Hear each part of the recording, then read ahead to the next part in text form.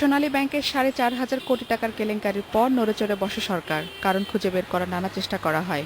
বিভিন্ন মহল ব্যাংকের পরিচালকদেরই দায়ী করে। সে সময় রাষ্ট্রায়ত্ত ব্যাংকগুলোতে রাজনীতি সংশ্লিষ্ট পরিচালক ছিল অনেক বেশি। তাদের মেয়াদ শেষ হওয়ার পর নতুন পরিচালক নিয়োগের ক্ষেত্রে রাজনৈতিক নিয়োগ অনেকটাই কমিয়ে আনা হয়েছে। কিন্তু সোনালী ব্যাংক কেলেঙ্কারির পর বেসিক ব্যাংক সহ ব্যাংকিং খাতে নানা অনিয়ম দুর্নীতির ঘটনা ঘটেই চলেছে। এসব ক্ষেত্রেও সমালোচনার আঙ্গুল পরিচালকদের দিকেই। অর্থ প্রতিমন্ত্রী জানালেন, পরিচালক নিয়োগে নির্ভেজাল লোকদেরই খোঁজা হচ্ছে। আমরা রাজনৈতিক লোককে এখন দিচ্ছি না। এখন পর্যন্ত যা দেওয়া হচ্ছে আমরা ব্যাংকিং খাতে অভিজ্ঞ, অতীতে রিটায়ার্ড ব্যাংকে ছিলেন, রিটায়ার হয়ে গেছেন, বাট এখনও সক্ষম আছেন এই ধরনের লোক, পণ্ডিত ব্যক্তি কিছু আছেন পরিচিত, এইসব ক্ষেত্রে কাজ করেছেন, তারা সম্মানী মানে ব্যবসায়ী,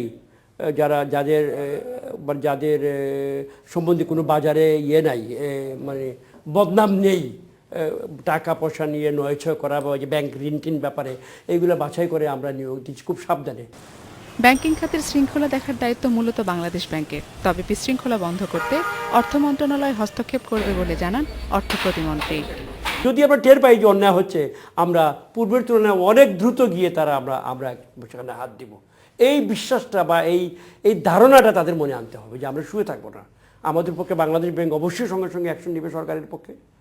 এরপরে যদি প্রয়োজন হয় রাজনৈতিক হস্তক্ষেপের বা মন্ত্রণালয়ের আইনি হস্তক্ষেপের অবশ্যই হবে, কেন হবে না।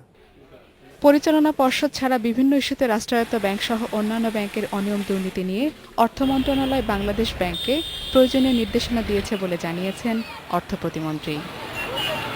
জিমি আমির, ইন্ডিপেন্ডেন্ট নিউজ, ঢাকা।